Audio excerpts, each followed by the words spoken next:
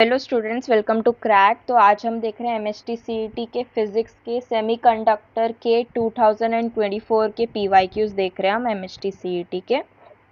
Semiconductor बहुत ज़्यादा scoring chapter है और उसके जो एमसीक्यूज है वो कंपैरेटिवली इजी होते हैं। मतलब most of the like theoretical depletion region, doping, ये सब पे पूछे जाते हैं और या तो फिर ऐसा लॉजिक गेट्स ये सब पे, तो वो लाइक बच्चों को इजी पड़ता है। तो लाइक बाकी compare to laws of motion chapter, फिर ये ईएमआई फिर भी इजी है।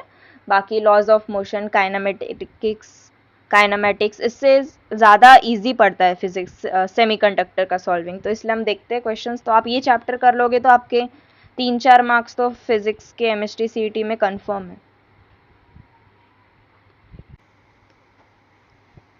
The Boolean expression for the given combination of logic circuit is. अभी यहाँ पर क्या है, ए के आगे लगा है नॉट गेट और बी और सी और गेट है, और फिर वापस से यहाँ पर सॉरी ये बी और सी ये जो है ना, ये स्पेसशिप जैसा, इसको बोलते हैं एंड गेट, और ये जो होता है उसको बोलते हैं और गेट, और ये होता है नॉट गेट। तो हम अरेंज करते हैं, फिर अरेंज करने पे मिलेगा y equal to A bar plus B dot सी।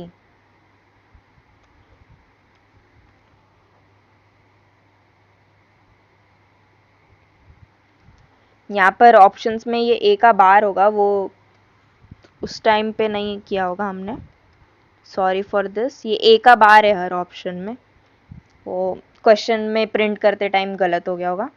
तो ये इजी था। तो अभी इसमें क्या आएगा, सी ऑप्शन है। बस आगे बढ़ना है। सेमीकंडक्टर के क्वेश्चन सॉल्व करने में आपको एक मिनट या 30 सेकेंड्स ही लगते हैं मोस्टली। लाइक जिनने बहुत अच्छे से प्रैक्टिस की होगी उनकी बात कर रही हूँ, ऐसे नहीं कि हाँ ऐसे ही सबके हो जाएंगे।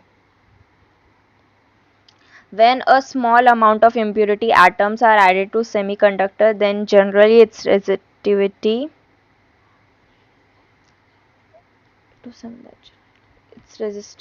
देखो, अभी कभी भी हम डोपिंग क्यों करते हैं, यहाँ पर क्या बोला है, amount of impurity atoms are added.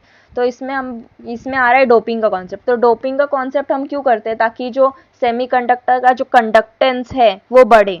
तो इसलिए तो यहाँ पर पूछा है, बट हमसे पूछा है रेजिस्टिविटी के बारे में। तो रेजिस्टिविटी ऑफकोर्स डिक्रीज ही करता है हमेशा। ये एक इक्वेशन है, ये भी आप याद रखोगे तो अच्छा रहेगा। ये ऐसे है, sigma equals to any number of electrons, फिर इलेक्ट्रॉन का चार्ज, फिर उसके बाद electron density, plus number of holes. वापस से होल का भी चार्ज क्या होता है, इलेक्ट्रॉन 1.6 इंटू 10⁻⁻, का भी चार्ज 1.6 इंटू 10⁻⁻19 होता है, और ये डेंसिटी ऑफ होल्स। ये होता है कंडक्टेंस का फॉर्मूला इन सेमीकंडक्टर। तो यार ये भी आप याद कर लो, कहीं ना कहीं काम आएगा। The signal input given to CE amplifier. अभी सीई एम्पलीफायर क्या होता है, common emitter amplifier, having a voltage gain of 126 is V I 2 cos the corresponding output signal will be. अभी वोल्टेज गेन क्या होता है,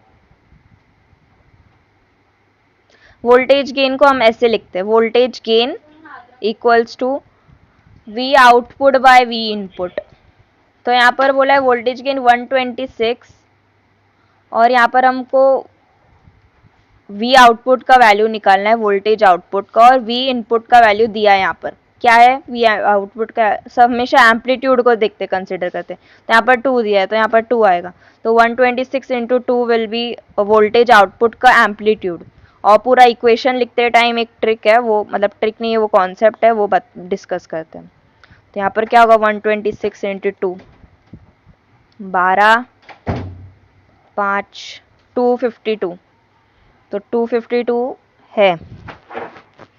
अभी 252 आ गया हमारा आउटपुट का वोल्टेज का एम्पलीट्यूड। अभी उसके बाद हम डिस्कस करते हैं उसका जो एंगल है रेडियंस का, उसमें क्या है, in amplifier circuit V naught and we have a phase difference of pi between them. तो अभी हमारे पास ये इनपुट वोल्टेज इनपुट का जो इक्वेशन है ना, उसमें हम पाई बाय 3 दिया है, यहाँ पर पाई बाय 3, ये सब बाय है भाई। यहाँ पर π/3 दिया, तो π/3 प्लस पाई करेंगे, तो इस विल बी 4π/3। तो अभी देखना है हमको बस 252 कहाँ पर है और 4π/3 कहाँ पर है, वो ऑप्शन नंबर 1 में है, तो option number 1 will be the answer. ये याद रखो आप, ये आपको एसी चैप्टर में भी काम आएगा कि voltage gain equal to V output by input. Efficiency भी यही होता है, आउटपुट बाय इनपुट, तो आप ये याद रखोगे तो आपको काम आएगा। The truth table of the following